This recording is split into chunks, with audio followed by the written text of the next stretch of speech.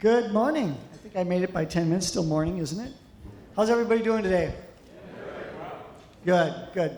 You won't feel quite so good after you hear my presentation. No, I'm just kidding. It's been hard to be an economist these days, you know. I keep telling people they should hire comedians instead of economists to come to speak at these things.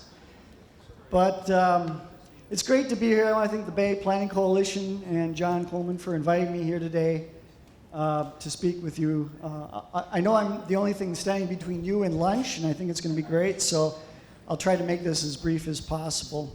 I apologize for some of the slides. Some of the slides might be difficult to read in this reflective environment we're in, but I understand will some of the slides be available online? Online, so but I'll try to hit the major points of all the slides. So. You know, sometimes speakers come to specific issue events like this, and all the sessions end up being just really a pep rally that may or may not reflect or bear any resemblance to reality. So I hope my presentation today convinces you of the genuine importance of international trade for California and Northern California's economic future, but reminds you the challenges remain. Future success is not preordained. Global growth and demand is, diplomatically speaking, unbalanced. Competition among U.S. ports remains fierce. Firms, companies, corporations, small businesses. I go around the country speaking to a lot of these firms, and they remain highly focused on keeping the cost of business down. Transportation expenses is one of those costs. Speed to market is important when economic technology changes so rapidly. They also are very focused on taxes and regulatory burdens. So all these things have an impact on the success of the California and Bay Area economies and its ability to continue to lead on international trade. The Bay Area, as you know, is an innovation and economic growth leader. And international trade already plays a large role in the success of this economy, as I hope you'll see from my slides. But innovation is not just limited to computer and electronics and all those people down in Silicon Valley. But innovation is also extremely important in trade and transportation. In fact, it may have a bigger economic impact, productivity impact, than the impacts you see in the computer and the impacts you see of the new iPhone 5 or iPhone 6. The marginal impact on productivity might be a lot smaller than just marginal changes in the infrastructure in the Bay Area. So let me first start with a little bit of a global picture. The global environment is still running at really two different speeds. You've got the developed world of the United States, Japan, and the Eurozone really struggling to grow. And that's been the case really since this economic expansion started in the second quarter of 2009. And our forecast is that not much is going to change over the coming year, though growth should improve a little bit or marginally for these countries in 2014. The growth is still being led by the emerging markets, China, India, Brazil, Russia. These are the countries that come to mind. And these are important, more and more important trading partners for the Bay Area and the United States. But they're having their economic issues as well. China's growth slowed to 7.7% in the first quarter, below economists' expectations. The consensus forecast is still that China should rebound to around an 8% pace by the end of the year, but there's some doubt on that.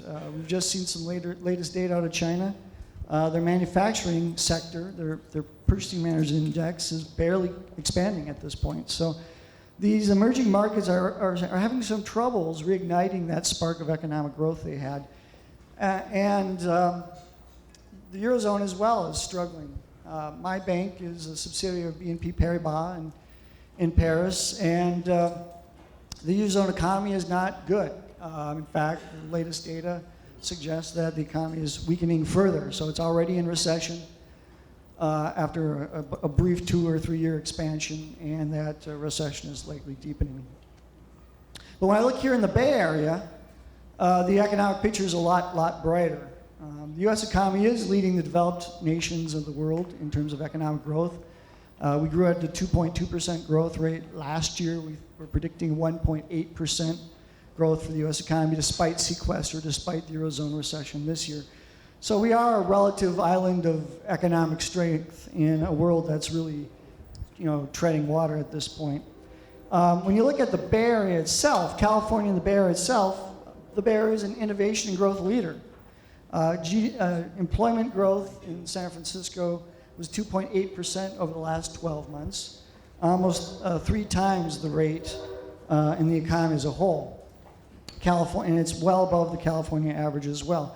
So where are the jobs being created? Well, a lot of them are in the services sector. Over 85% of our jobs come from services.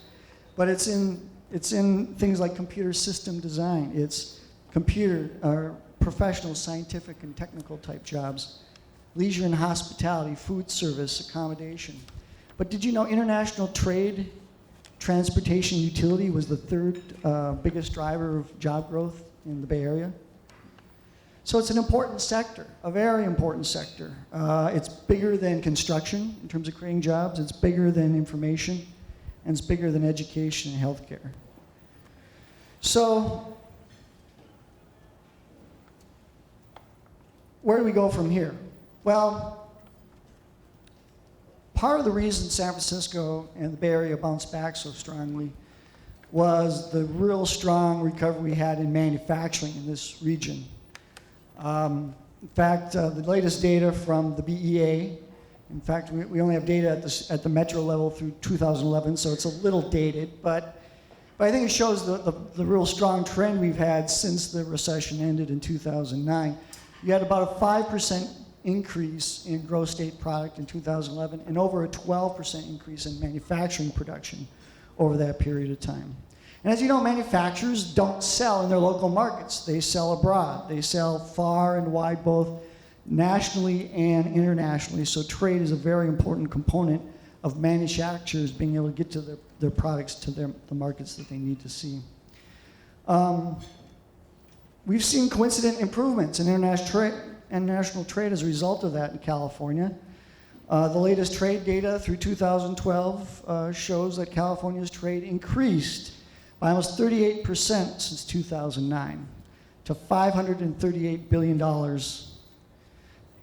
There was a bigger increase in exports. Exports were up 40% since the 2009 low. And exports were up a very strong 35%. So we saw a very, very good improvement in trade performance. Putting it another way, California's international trade is about a quarter of California's gross state product. So it's a big, big chunk of the overall economy. It actually has increased by 4.7 percentage points as a share of the economy since 2009. So it's not only a big piece of the economy, but it's a growing piece of the economy. California's transportation sector is actually very large as well. And this is the infrastructure that moves these products to markets. California's transportation sector was worth about $45 billion in 2008. That's about 2.4% of U.S. or gross state product. It's larger than California's agricultural sector. It's larger than California's education and healthcare sector. And it's larger than California's food service and accommodation sectors.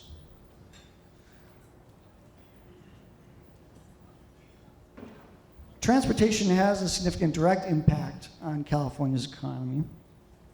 Total transportation, as I mentioned, was about $43 billion.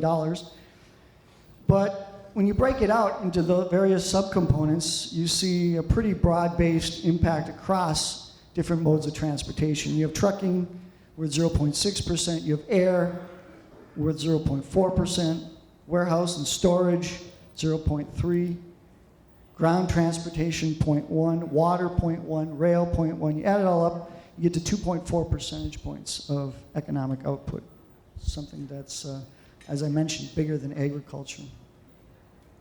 So when you look at the trade trends, we've had big increases in imports and exports, almost 30 to 40%. But you can see that the distribution of that trade is not balanced. We have a lot more imports coming into this region than we do exports. And the ratio is 2.3 to 1. In other words, the value of imports is about 2.3 times the value of exports in the Bay Area. And so, again, we're more of a point of entry here than an exit, but both sectors are growing strongly, and we are making some progress there. But I'm here also to point out a few of the challenges. The global economy is sputtering. We're not getting the same growth from emerging markets as we've seen over the past 2 or 3 years. So we can't take this growth in international trade for granted. In fact, when you look at the growth rates in exports by year and imports by year, it's been slowing down rapidly. The first year of economic expansion, we had almost 20% increases in both imports and exports. Last year, 2012, our exports only grew 1.6% in California, and imports were up only 7%. So again, a very sharp slowdown that's reflective of the uncertain global economic environment, and that's going to probably continue at least for another year and a half or so. California has also lost a little of its market share in international trade. So as I mentioned, trade's a very competitive industry. There's a lot of other U.S. ports. Houston comes to mind. Others on the East Coast come to mind that want to compete with the ports here in the Bay Area and in Los Angeles. And you can see that, at least as a share of U.S. exports, California has lost a little market share. It was around 17% in 2009. It slipped to 16.5% of exports in 2012. On the import side, or excuse me, that was on the export side. On the import side. On the export side, it was 11.4%, and that slowed to 10.1%. So again, we're seeing some slipping of market share here as some of the other markets become just as competitive as California, and therefore we can't rest on our laurels there. So what's California exporting? Well, they're exporting, the top 6 export categories are, this is like the Dave Letterman list, right? Top 6 exports. Can anyone name the top export? State of California. It's civilian aircraft engines. $5.8 billion worth. It was about 3.6% of total California exports last year. Second is diamonds. Did you know that? I didn't think we had any South African diamond mines around here, but I'm fairly new to the Bay Area, so maybe there is some out in the Central Valley. I don't know. No. But actually, that's worked diamonds, so there's diamond cutting that's going on. They're being exported abroad from here. You've got telecommunications equipment, machinery, parts, and accessories, and that's going to be a very important area for the U.S., machinery, parts, and accessories. As Asia becomes more expensive to produce, as China becomes more expensive, as their wages go up 15% a year, they're going to have to get more savvy technologically. They're going to have to buy more machines to do more production. They won't be able to rely on cheap labor to do it for them. So we're going to be a big exporter of our machinery and our know-how on technology to these emerging market economies. So that will be a growing sector. We're also seeing big exports in petroleum. As this fracking revolution continues, we'll probably see more and more of that, especially if California decides to start participating in that process. And then almonds is the big agricultural export, and that actually makes the top 6. Where are they going? Well, the top export destination is Mexico at about 16%. Canada is second at 11%. And China comes in at number 3, and that's actually been moving up swiftly. It's at 8.6% share, just above Japan. So on the import side, we're still importing a lot of oil through California. That's the number 1 import. We're importing a lot of cars, and that's 2 of the top categories are cars, small cars and larger cars are in the top 6. We're also importing telecommunications equipment as well, and digital equipment and things that help feed our technology sector and electronic industries here. So that's where the exports and imports are going. And it's no secret, I don't think, that our top biggest importer into California is China. And it's now equals about $128 billion worth of goods in California. That's up 6.4% from a year before, and that's 34% of all imports into the state of California. The number 2 is a far distant second. Japan has only about 11% share. So hopefully that gives you a little bit of overview of where we stand, where California stands compared to the others. So let me conclude, and then we'll go ahead and have some lunch. In short, there should be little doubt that international trade is a key driver of economic growth and the prosperity of California and the Bay Area economy. Trade, value of trade is about a quarter of all gross state product. Trade and imports are growing at about a 40% clip from 2009, so we're seeing very strong gains there. And trade and transportation sectors are very important sectors in the economy overall, bigger than agriculture, bigger than education and health, bigger than food service and accommodation. So what are the challenges ahead? The challenges are the weak global economy in the near term. I think we're struggling with growth here and abroad. We're seeing a pretty big slowdown in manufacturing production in the United States right now as the global economy shows a lot of weakness in aggregate demand. We've seen commodity prices dropping for agricultural goods, metals, in other areas. So this is a challenging environment that's going to require more policy stimulus from the global central banks and perhaps even from the U.S. Federal Reserve as well. And that's had a noticeable impact on California's export performance. Exports nationally are barely growing. Those in California are up only about 1.7%, so it's having an noticeable impact. Okay, here comes the train. So the thing that worries me, I guess, most when I look at the California trade numbers and the prospects going forward isn't necessarily a global slowdown, because we know that's going to end or change over the next few years.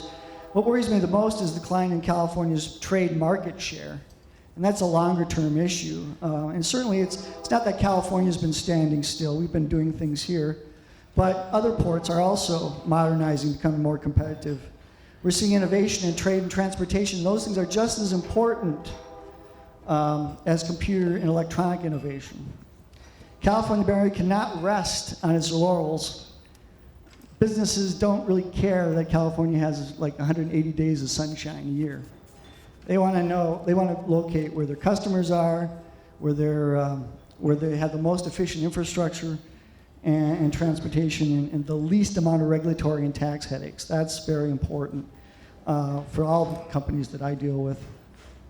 So I do think events like this go a long way in providing information needed to make sure this doesn't happen. So I'm very excited about the Bay Planning Coalition's efforts here, and I'm happy to be a part of that. So thank you, and do we have time for questions? Or? I have time, a few minutes for questions, yeah. Yeah. Why do you break out Hong Kong separate from China for the export table, but not for the import table?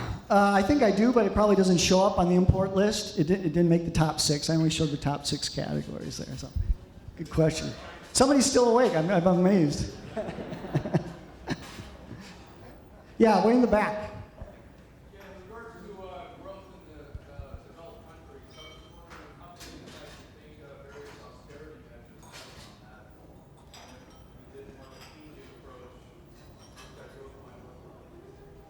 I think the question was, I didn't catch all of it, but I think the question was on austerity measures in the developed countries and whether if we had gone a different approach in some of these countries, we would have come up with a better economic outcome.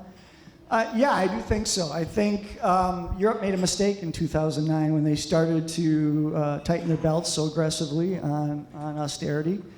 We haven't quite gone down that path as much here, though we are starting to see belt tightening at the federal level that's going to have a pretty substantial drag on the U.S. performance this year. The way I counted up with the tax increases that began at the first part of the year, the 2% payroll tax reduction went away. We've had tax increases. We had the sequestration spending cuts. You add it all up, there's going to be about $326 billion of drag in the United States this year from federal belt tightening. Even when we're talking about a $15 trillion economy, that's substantial. that could subtract as much as 1.6 to 2 percentage points from GDP growth, all else being equal. So we're still predicting 1.8% growth because of all the monetary policy stimulus that's in place. We could have probably grown at over 3% this year. But because of that belt tightening, we're going to probably see another year very similar to the last 3 years of moderate economic growth. When you look globally, you're starting to see other central banks adopting the Fed's playbook. So the Bank of Japan just a month ago put in some huge stimulus. They're going down the quantitative easing path. They've set a 2.5% inflation target. The Nikkei stock market index, I don't know if you saw it recently, is up about 30% since they announced it. And so that's expected to have, that's like the Federal Reserve buying $200 billion in Treasury bonds every month. That's how much stimulus they're pumping into their economy right now.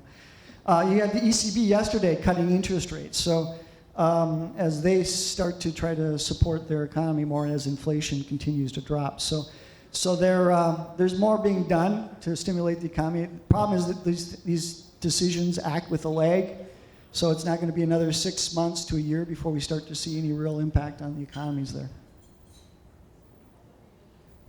Yeah, one more. Do you see the affordable housing gap in its relation to labor as a drag on growth prospects for the Bay Area going forward? What do you see about that? I'll talk to you about my own experience because I just moved to the Bay Area in July. I sold my house in Minneapolis in December, and I've been in the market actively. So if you know anybody who's looking to sell a house, let me know.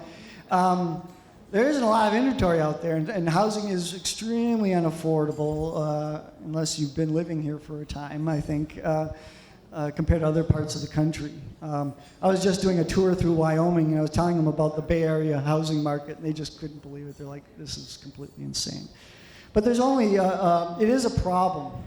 I've been a California analyst even back when I was in Wells, so I've been studying California's economy since about 2000. And you really saw the impact during the last housing bubble when home prices shot up to really kind of where they are right now in the Bay Area. In fact, in Silicon Valley, prices are probably higher than they were at the peak. It did have an impact on population growth, on migration trends into California, and that's some of the biggest determinants of outsized growth overall. So if you don't have the population in migration, you tend to see a speed limit on your growth rate. So to think that the lack of affordable housing doesn't have an impact, it certainly does. And so it does. That's one of the things that does trouble me about how fast the market has reversed course here, because incomes haven't really kept pace. All right, on that happy note, we don't call it business. Thank you.